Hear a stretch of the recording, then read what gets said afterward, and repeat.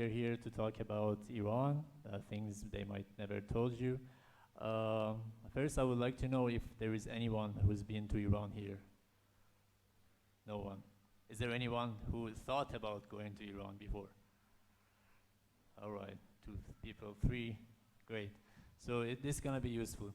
First, I would like to show everyone that if, for example, you just one day wanna know what's up in Iran and you go to the Google and Google Iran, what would you possibly see? And then I will show you what's really happening. So this is like, if you just randomly Google Iran in the news in Google, for example, you would see some angry people, some mullah, something is not even Iran. So now let's see what's really happening, I hope.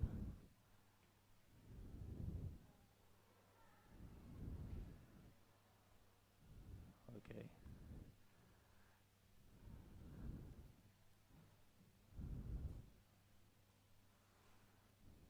Yeah, I've been making this last night till late in the morning. I hope you enjoy this. Let me make it full screen. Okay. So the motivation, I mean, the reason I'm here to talk about Iran was basically since I came to Italy, I have noticed many people, especially youth, they don't have any idea, they don't have any knowledge about this country. Most likely when Iran comes to people's mind, they might think it's like a desert and people are riding camels and it's just that's it and nothing is happening. So let's see what is actually going on. So first I would like to show you where is it located.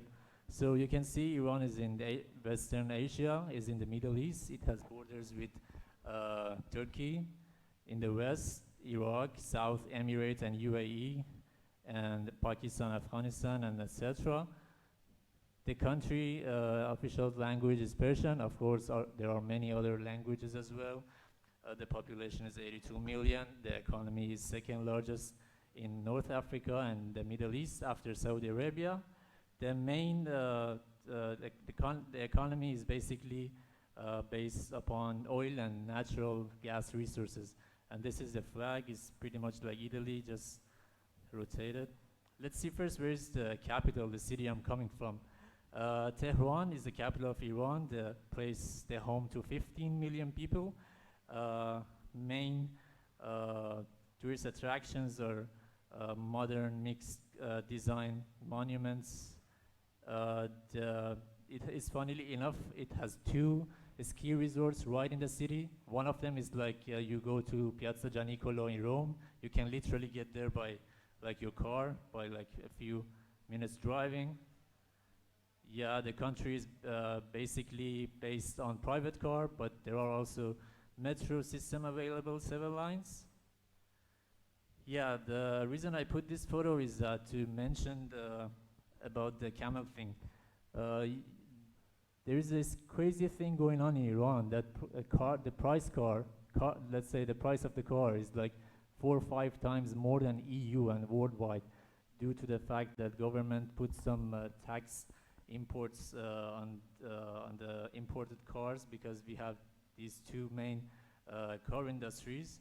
For example, like Fiat Cinquecento or 500 would cost here 14,000 euros. In Iran would be likely 50,000 or 40,000, maybe more, even though people still tend to buy luxurious cars and etc. What is Iran famous for? Iran is mostly famous for these Persian cats, carpets, saffron, pistachios, and Persian caviar. About the geography, the place is super mixed up. Geography is all over its place. It's crazy. You can find four seasons at the same time. For example, these two pictures I've taken in a same day. Maybe you won't believe it. Like this desert, it was in the morning of a day. Then once I came back to Tehran, it was winter, so we had this snow in the mountains. This is a picture from the south. For example, imagine you're in the middle of Iran, like right here. By matter of 6 hours driving from the desert, you can find yourself in the middle of lush forests and then mountains and Mediterranean hot, humid weather. So the climate is quite diverse, also the geography. About the currency, political question, do they hate US politics? Yes, they do. The country today is dealing with inflations and is pinching the economy. For example, €1 would cost 13,000 tomans, which is a bad news for average level people, but a good news for tourists. It's super cheap to travel to Iran. It's ridiculously cheap. For example, cost of a ticket for metro would cost you maybe less than 10 cents. Is it safe? This is the main concern what comes to people's mind when it comes to Iran. Unfortunately, due to the bad rap of news and media. Here is a picture of SOS International of travel risk map in 2019. As you can see, Iran is considered as a low-level low-level risk to travel. It's just as safe as Italy, Sweden, and etc. Petty crimes are existing in Iran, just like Rome. Like, for example, stealing phone can happen, anything can happen like that. But violent crimes are super, super low. It's very safe to travel. I heard there was a girl here told me, like, can I travel alone? Yes, you do. It's very safe. It's just as safe as Sweden. Places, the monuments and things to visit. Where can we go when we go to Iran? I want to just mention a few of them. All right. So the country has more than 20 UNESCO, proven architecture, UNESCO, let's say, submitted monuments. It was the second fastest growing tourist country. Here is the history about Iran. History is deep. There is such feeling in Iran. Once you land, you have to experience by your own. It's rooted back to maybe 6,000 BC. There were found some civilizations in the middle of Iran. Here you can see Persian king Cyrus the Great and his palace in the middle of Iran in Shiraz, which is for let's say it's 500 years older than Colosseum. Here is his cylinder, Cyrus cylinder, which was the first guy who introduced human rights, who invented human rights. About the architecture, Islamic architecture is all over its place. The main cities to visit are these cities. I will show you some pictures. All right, Shiraz. Here is some picture of a Bosnian tourist.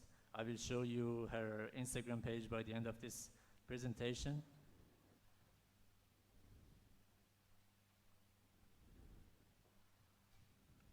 Another city, Isfahan, where my grandparents are coming from.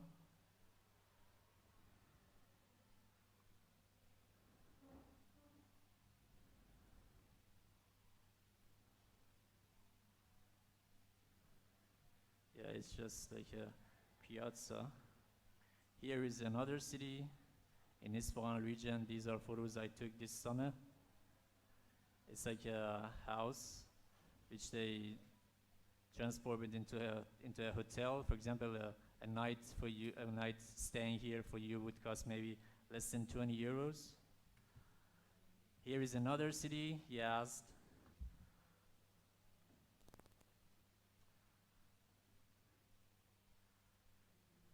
The thing is, if you one day could travel to Iran, if you one day made it to travel to Iran, make a particular attention into the ceiling of the art places, ceiling of the buildings. There is great details in them. Also the lighting. And the last picture is my grandparents' picture. The house is built in 400 years ago. My grandma is still living here. This is crazy. Reduce volume a bit.